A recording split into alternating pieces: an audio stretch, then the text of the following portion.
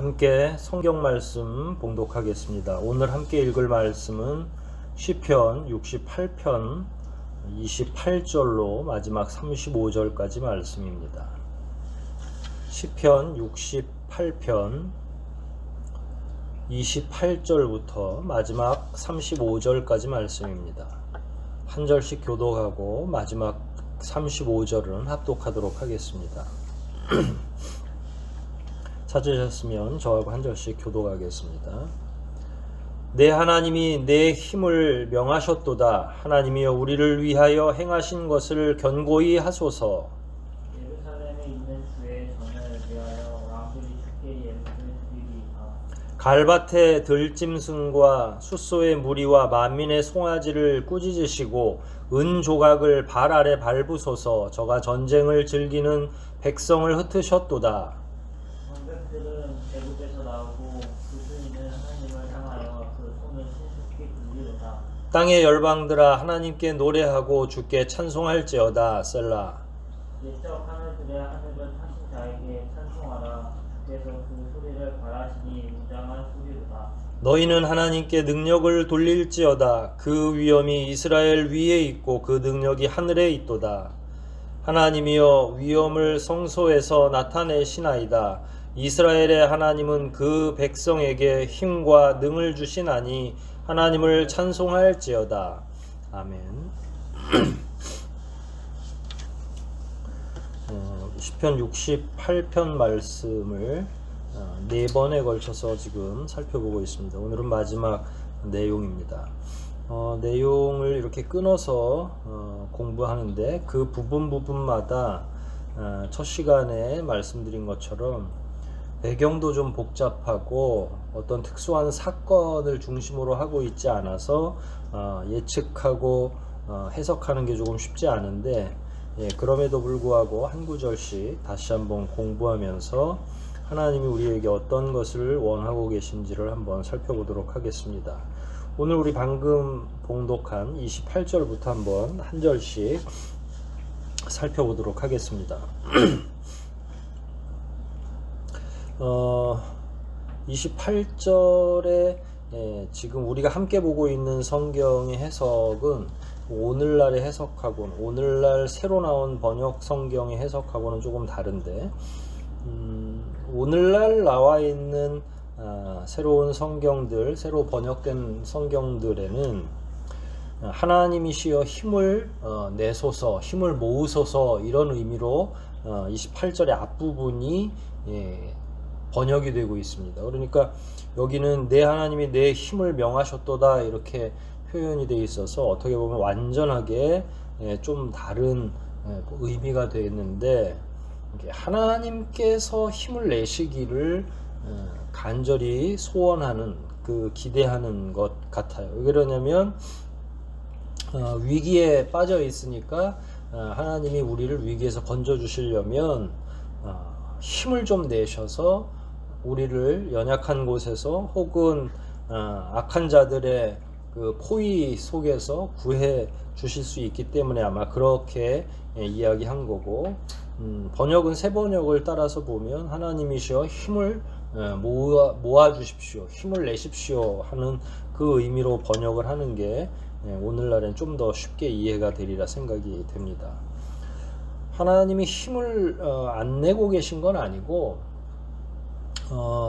우리가 느낄 때에는 하나님이 어떻게 보면 매번 우리의 개인적인 역사 안으로 들어오시지 않고 일반은총 안에서 이렇게 지나게 하는 그 자체가 사람들이 느끼기엔, 인생들이 느끼기에는 힘이 아직 나지 않으시는 것인가, 때로는 또 시편에도 표현되어 있듯이 잠을 주무시고 있는 것처럼 시적인 표현을 할 때도 있죠. 그래서 하나님이여 깨소서 이렇게 간청을 드릴 때도 있는데, 힘을 안 내시거나 힘이 없어서가 아니라 나를 좀 돌아봐 주시옵소서 하는 그런 의미로 이해하면 될 것 같습니다.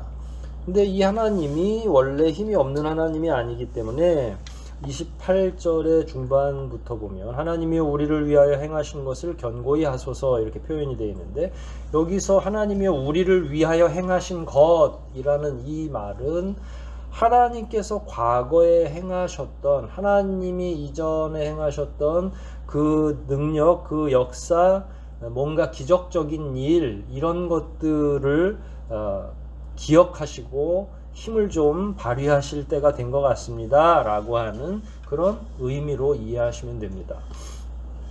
이스라엘 백성들에게 있어서 누구나 다 기억하는 하나님이 과거에 이스라엘 백성들을 힘있게 하셨거나 혹은 위기 가운데 구원해 주셨던 큰 사건들, 물론 많은 시간들 속에서 하나님이 계속 지속적으로 이스라엘 백성들을 구원해 주신 건 맞는데, 그 중에서도 이스라엘 백성 전체가 전혀 잊을 수 없는 그런 일이라고 한다면 출애굽 사건이 있을 수도 있겠죠. 이집트 백성들의 강압 통치 안에서 이스라엘 백성들을 구원해 주신 그런 출애굽 사건들 가운데 홍해를 건너는 일을 비롯해서 하나님께서 끊임없이 계속 이스라엘 백성들을 보호하시고 구원해 주셨던 그런 내용들, 그것이 과거에 여기 28절에 나와 있는 것처럼 우리를 위하여 행하셨던 것, 과거의 사건 중에 특기할 만한 일들 가운데 하나라고 이해한다면, 그때에 힘을 내셨던 것처럼 지금도 좀 힘을 기울여 주십시오, 발휘해 주십시오 라고 하나님 앞에 간청하는 거죠. 왜냐하면 어려움에 빠져 있기 때문에 그렇습니다.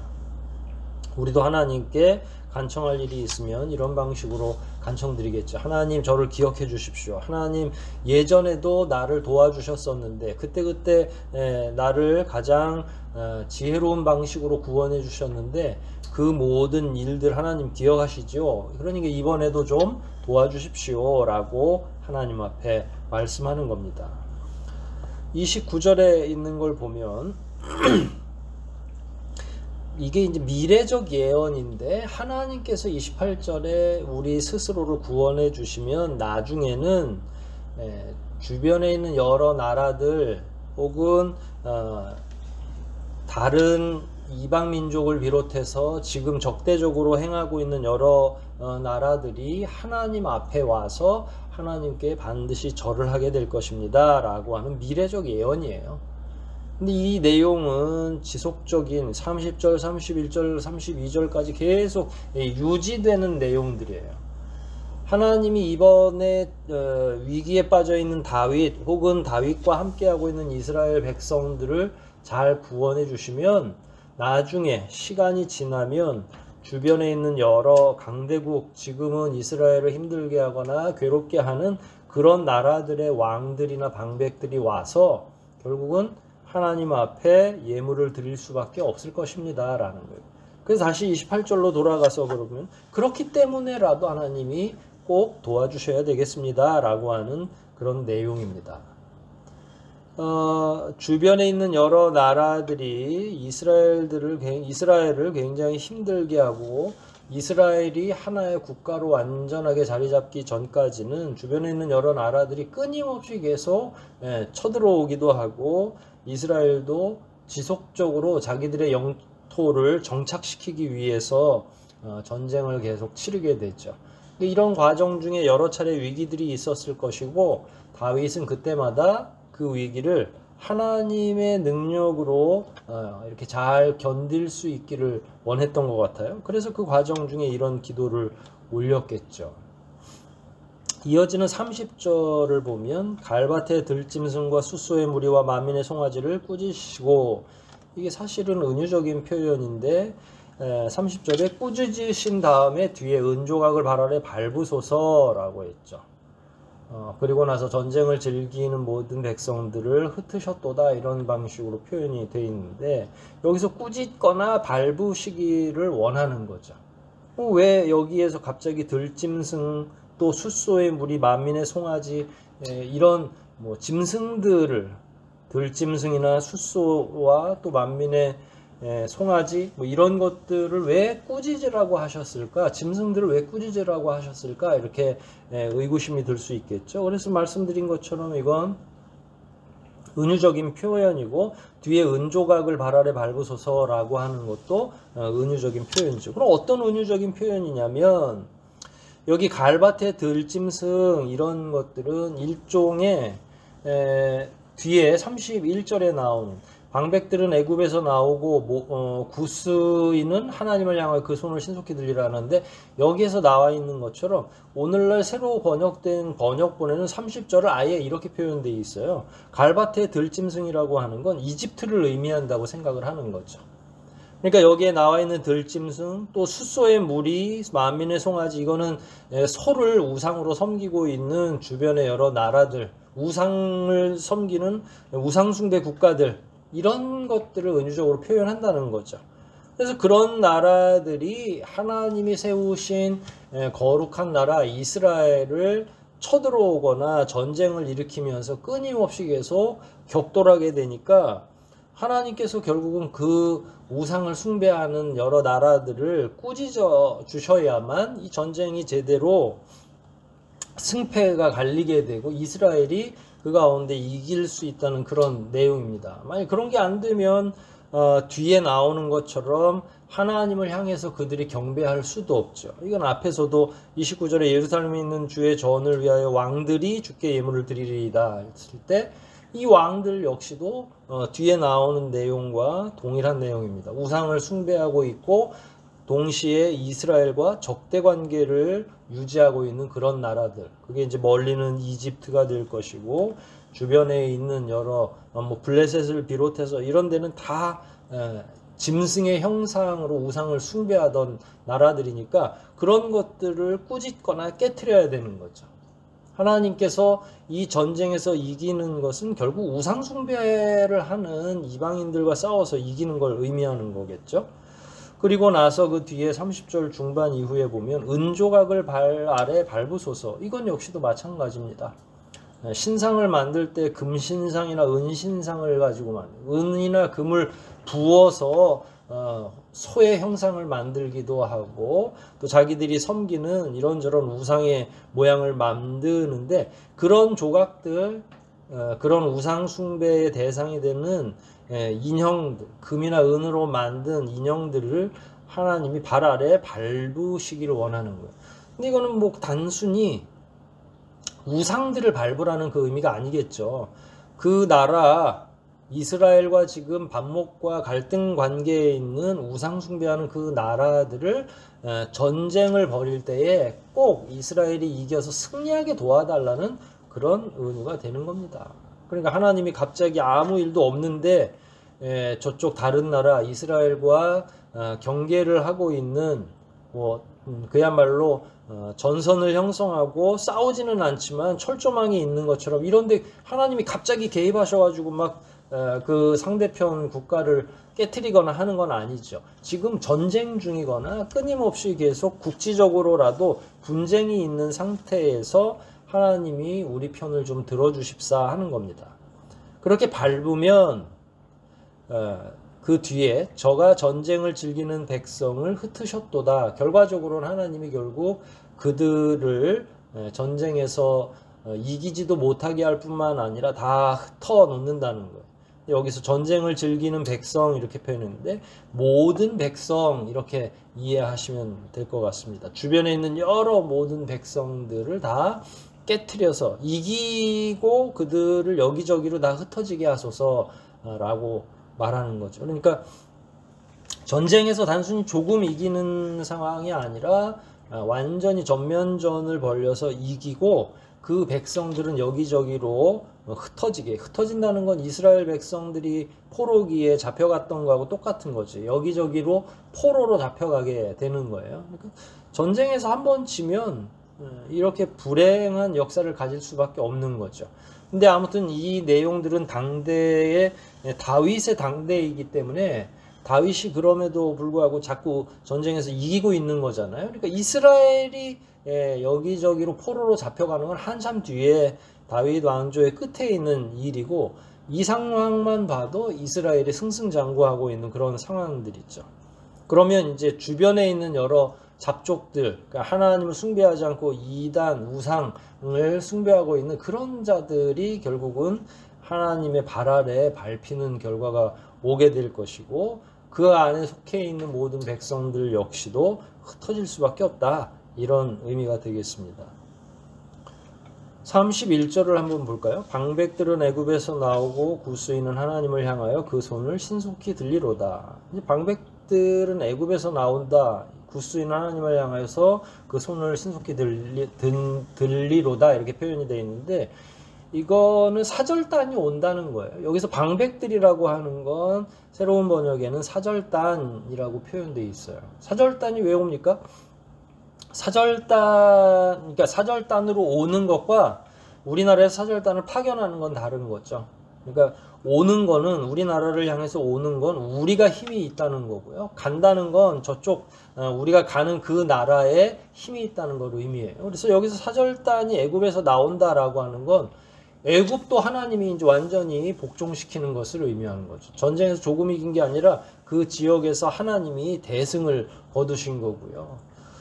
구스인은 이렇게 했으니까 저 이집트 애굽 밑으로 있는 나라들까지 다 포함하는 거니까 하나님이 정복하게 하시되 저 밑에 남쪽 저 멀리까지 다 정복하게 하시는 거죠. 그런데 여기서 보면 다윗의 당대에 이런 일들이 현실적으로 일어났죠. 다윗 왕이 되고 나서 주변의 여러 나라들이 다윗 왕을 칭송할 뿐만 아니라 사절단을 보내가지고 다윗 왕하고 친하게 지내려고. 왜냐면 다윗이 전쟁도 잘했고 주변에 이스라엘이라고 하는 나라가 굉장히 강한 나라로 인식되고 있는 그런 시기였어요. 그래서 여러 나라에서 화친을 맺으려고 하고 조약을 서로 맺으려고 여기저기 사절단을 보내는 거죠. 그러니까 이스라엘이 지금 강성한 상황이 되면 이렇게 되는 거고요. 여기에서 나왔던 지금 이런 내용들은 미래적인 얘기지만 이미 다윗 당대에 되는, 그러니까 결과로 완전히 결론 지어지는 내용들까지, 성취되는 내용들까지도 포함되어 있는데 아마 다윗이 어떤 위험에 처해 있는지는 모르지만 결국 다윗이 기도했던 것처럼 주변의 여러 나라들이 사절단을 보내서 다윗 왕조하고 친하게 좀 지내기를 소원했던 것은 역사적으로 부정할 수 없는 일들이죠. 그러니까 기도가 결국은 응답이 된 겁니다. 31절 같은 경우 특히 더. 하나님을 향하여 그 손을 신속히 들리라 하는데 그러니까 하나님을 경배하는 일을 머뭇거리지 않는다라는 의미입니다. 그러니까 전쟁에서 지면 그 상대편 국가, 그러니까 이긴 국가의 신을 경배할 수밖에 없는 거예요. 우리나라 역사도 그랬죠. 우리나라가 일본 일제의 강압 통치가 있을 때는 우리 마음대로 종교 생활을 할 수가 없죠. 일본이 강압 통치를 하면서 기독교도 그렇고 전부 말살하기 위해서 창씨 계명은 물론이고 신사 참배까지 했죠. 일본의 신사를 다 황국 식민화하면서 우리는 다 일본 천황의 국민이다, 백성이다 이렇게 하면서 신사에 참배하도록 하잖아요. 전쟁에서 지면 그런 끔찍하고 비참한 일이 있어지는 건데 뭐 예나 지금이나 마찬가지죠. 영적으로도 마찬가지입니다.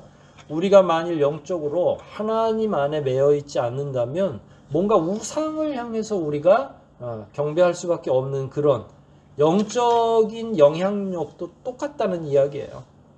우리가 하나님 앞에 끊임없이 계속 지속적으로 머물러야 하는 이유도 거기에 있는 거죠. 만일 우리가 하나님께 붙잡힌 바 되지 못하고 능력 있는 그리스도인으로 살아내지 못하면 이 시대의 우상에게 절할 수밖에 없고 거기에 사로잡힐 수밖에 없는 거죠. 그렇게 되면 거기에 경배를 해야 되는 거예요.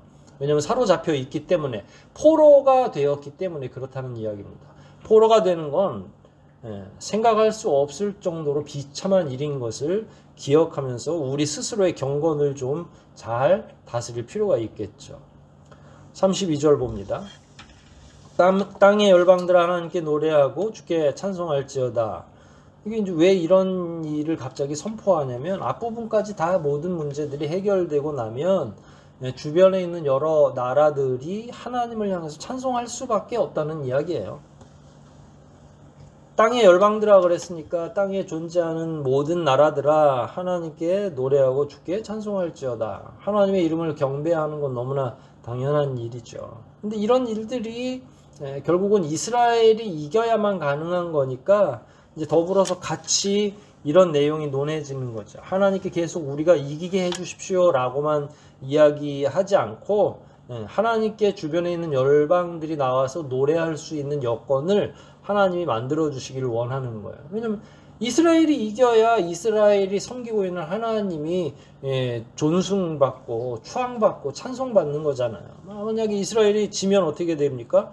이제 다른 나라의 신을 섬길 수밖에 없는 거죠. 이런 내용들이 그 노래 가운데 포함되어 있고요. 33절 봅니다. 옛적 하늘들의 하늘을 타신 자에게 찬송하라. 그러니까 아까 32절 바로 위에서 찬송할지어다 라고 했고요. 승리해서 찬송을 하는 건데 그 하나님이 어떤 분이시냐면 하나님을 향해서 찬송하라고 했으니까 그 하나님은 옛적에 하늘들의 하늘을 타신 자라고 하는 거예요. 위대한 거죠. 하늘 위에 또 하늘이 있는데 이건 뭐 굳이 뭐 몇 층 하늘이냐 이렇게 따져볼 필요도 없어요. 그냥 여기서 말씀하고 있는 건 뭐냐면 우주와 이 천지의 시공간을 초월하는 그런 하나님을 이해하시면 돼요. 그런 하나님을 상상하시면 되죠. 하늘을 어떻게 타겠어요? 운전석이 있는 것도 아니고 걸터 앉으시는 것도 아니고. 그러나 이건 은유적인 표현으로서 그렇게 공간과 시간을 넘나드는 그런 하나님이시니까 그건 능력을 의미하는 거고 하나님이 어떤 성품을 가지고 계신지를 표현하는 거니까 그 하나님을, 그런 능력 있으신 하나님을 찬송하십시오 라고 찬양에 요청하는 거죠. 그리고 나서 주께서 그 소리를 바라시니 웅장한 소리로다.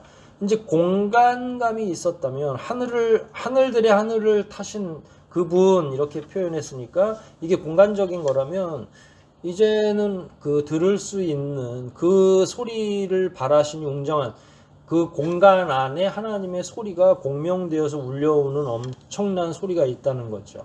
하나님이 호령하시면 온 천하 만국이 벌벌벌 떨 수밖에 없는 거예요. 이게 그냥 음성이 큰 게 아니라 공명이라고 말씀드렸잖아요. 주변의 공간까지도 다 뒤흔들리는 것.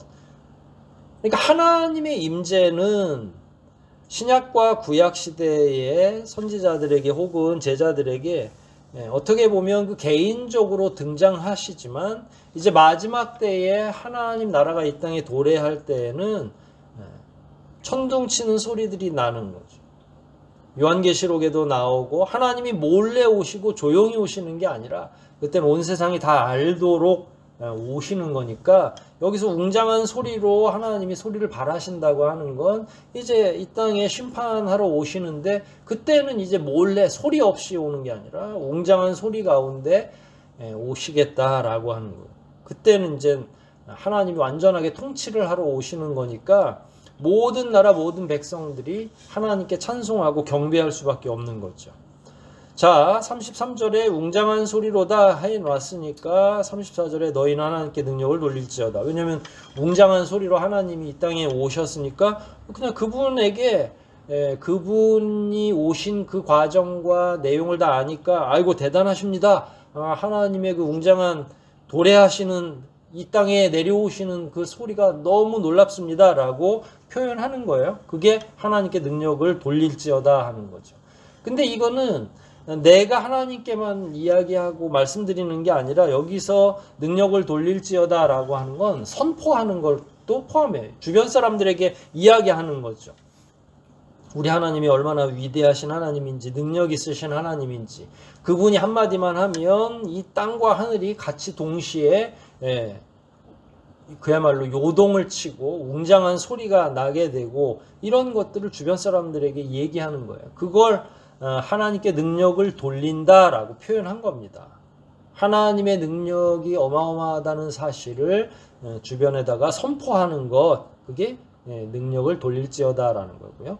그 위엄이 이스라엘 위에 있고 그 능력이 하늘에 있도다. 이것도 공간감이긴 한데 이스라엘만 통치하고 다스리시는 게 아니라 그 능력이 이스라엘에게만 한정된 게 아니라 어디든지 하나님은 모든 만물 만백성 위에 군림하고 계시고 그 위에 계시고 그 능력이 하늘에 있도다 했으니까 하늘이 없는 나라와 국가는 없죠. 모든 나라가 다 하늘을 이고 사는 거예요. 그러니까 그곳에 하나님이 계시고 하나님께서 통치하시는 능력을 온 만국에 있는 만백성들에게 선포하는 거죠. 그거를 우리가 알고 있으니까 그 하나님의 능력을 주변 사람들에게 선전하는 것, 그게 능력을 돌릴지어다라는 뜻이라고 했잖아요. 그 일에 우리는 열심히 할 수밖에 없는 거죠. 왜냐면 하나님이 이기신 분이고 능력 있으신 분인데 나만 알 수가 없는 거죠. 하나님의 그 덕을, 하나님의 능력을 선포하고 선전하는 일이 우리에게는 필요하기도 하고 사명이기도 하고 그렇습니다. 35절 마지막 절입니다. 하나님이여 위엄을 성소에서 나타내시나이다 이렇게 표현했는데 성소에 이게 이제 오늘날 번역 성경에는 이게 어순도 좀 바뀌고요. 표현이 이렇게 되어 있습니다. 성소에 계신 하나님은 위엄이 있으십니다. 그러니까 좌정하고 계시고 어디 막 왔다 갔다 하시는 그런 하나님이 아니라 성소에 가만히 계셔도 하나님은 그 위엄이, 하나님의 그 능력, 권능은 드러날 수밖에 없다는 거예요. 그래서 어떻게 되냐면 그 앞에 다 다룬 것처럼 주변의 여러 나라들이, 열방들이 하나님께 경배하기 위해서 다 성전으로 몰려드는 거죠. 29절인가요? 예루살렘에 있는 주의 전을 위하여 왕들이 주께 예물을 드리리이다. 그러니까 앞에서도 이 얘기를 한 거예요. 성소에 계신 하나님의 위엄이 있으신 모습을 백성들이 다 보고 알고 있고 이스라엘 백성뿐만 아니라 주변의 여러 나라, 여러 국가에서도 알고 있으니까 이제 하나님께 경배하기 위해서 나오는 거죠. 이스라엘의 하나님은 그 백성에게 힘과 능을 주시나니 하나님을 찬송할지어다. 아까 28절도 그렇고 부분에서 쉬지 않고 이 말씀의 저자는 하나님께서 함께 해주시기를 원하고 있어요. 왜냐하면 지금 위기에 빠져 있는데 하나님이 주무시는 것처럼 생각하고 하나님이 힘을 안 쓰시는 것처럼 생각하고 있거든요. 그래서 하나님께 막 간청드리고 기도하고 있는 거죠. 그럴 때 하나님께서는 백성들에게 힘과 능력을 주신다라고 하는 거예요. 본인이 하나님께서 힘을 차리기를 원하신다고 말해놓고 하나님은 이제 모든 걸 다 해주신다라고 결론까지 지어놓은 거죠. 다윗의 시편의 결론은 항상 이스라엘 백성들을 향한 회복, 하나님의 일하심, 역사하심이 기록되어 있고 미래적으로 평안이 오는 것을 항상 상정하고서 시편 말씀을 끝맺곤 하거든요. 그러니까 긍정적인 결론이 있다는 이야기예요. 시편은 하나님께서 반드시 이스라엘 백성들, 그들이 오늘날로 표현하면 교회 안에 있는 하나님을 신뢰하는 모든 사람들 이렇게 표현할 수도 있죠. 그들에게 뭘 준다고 그랬어요? 힘과 능을 주신다. 그러니까 힘만 주시는 게 아니라 권능. 이게 아마 제가 봐서는 둘 다 힘에 속하는 건데 힘과 능력이라고 따로 이렇게 표현해 놓은 거 보니까 그 미세한 차이가 있는 것 같아요. 하나님의 전인격적인 지혜도 있고 하나님의 전지전능하신 그 능력이 있는 거고요. 그러니까 능력이라고 하는 건, 능이라고 하는 건 어떤 일들을 할 수 있는 다양한 한계들을 다 얘기해 주는 거죠. 무슨 능력이 있는데 라고 표현하면 나는 이런 능력도 있고 저런 능력도 있고 이런 종류들을 능이라고 한다 그러면 힘은 각각의 능력에 배당되는 거예요. 그 어떤 능력이 있는데 그걸 할 수 있는 능력이 있는데 거기다가 쏟아부을 힘이 얼마나 있느냐. 그러니까 사실은 능력만큼 매 요소마다 힘도 있어야 되겠죠. 그 하나님께 우리의 힘과 능력이 있기를 간청하는 건 뭐냐면 요청은 하나님께 드리지만 결국 현장에서 이 우리가 직면한 모든 문제들을 해결하고 나아가야 되는 건 우리 스스로라는 거죠. 그러니까 하나님 힘을 차리십시오 라고 28절에 시작을 했지만 결국은 하나님은 우리는 그때까지 하나님이 오실 때까지 하나님이 역사하실 때까지는 버텨야 되니까 우리들에게 이제 힘과 능력을 달라고 요청하는 거고 하나님은 힘과 능력을 주신다라고 결론처럼 이야기하고 있는 겁니다.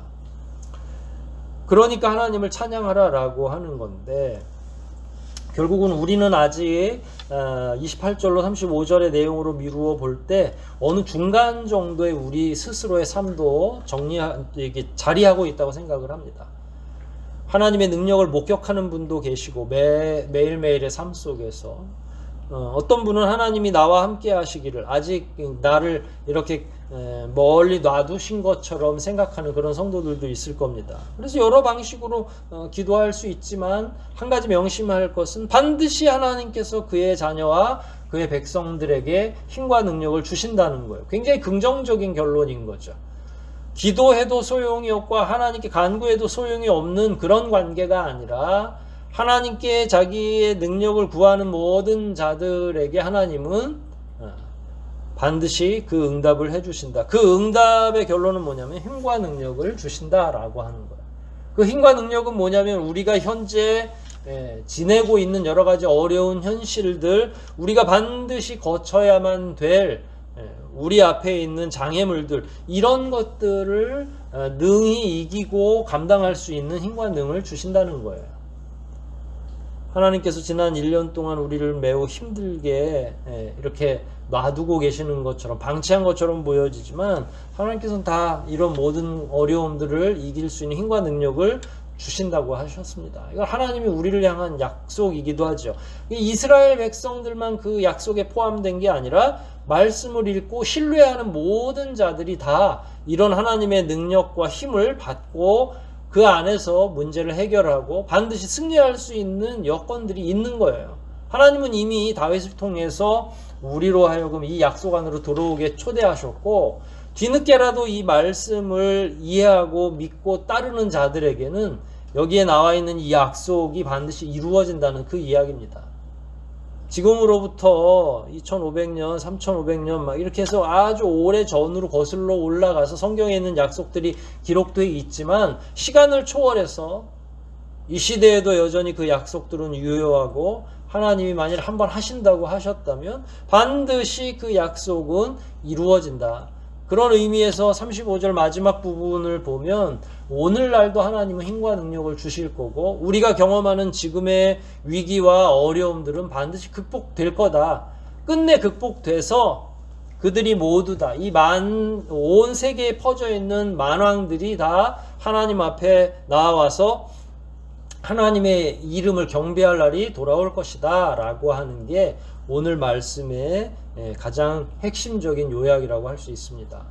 방금 전에 말씀드린 것처럼 저와 여러분도 그 언약 안에 있다는 것을 잘 기억하시고, 매 순간마다 특별히 어려움이 우리를 잠식하고 있고 그 어려움 때문에 우리에게 어떤 긍정적인 생각도 들지 않는 굉장히 어려운 상황 속에 처해 있다 할지라도 이 약속들을 굳게 믿으시고 굳게 붙드시고 하나님이 반드시 우리에게 힘과 능력을 주신다는 이 사실에 대해서 신뢰하고 끝까지 하나님의 응답을 받으시고 매번마다 자기 삶 속에서 다가오는 여러 가지 위기 가운데에도 끝끝내 자기의 믿음을 제대로 세우고 온전하게 지키는 가운데에 하나님의 능력을 더욱 힘입는 저와 여러분들 다 되시기를 주의 이름으로 축원드립니다. 우리 말씀 한번 묵상하면서 다시 한번 하나님 앞에 기도로 나아가겠습니다. 하나님께서 하나님의 이름을 부르도록 초대하셨고, 이제 하나님을 신뢰하는 모든 이들이 하나님의 이름으로 이런저런 문제들을 기도하고 간구하고 있는데, 본문 말씀을 보니까 하나님은 하나님을 붙잡는 모든 자들에게 힘과 능력을 주신다고 말씀하셨습니다. 그 약속을 믿고 오늘날 우리 앞에 있는 여러 가지 어려움들을 극복할 수 있도록 지혜와 명철을 주실 뿐만 아니라 여러 가지 어려움들 가운데에서 반드시 믿음 지키고 살아갈 수 있는 힘과 능력도 달라고 이 시간 통성으로 함께 기도하시겠습니다.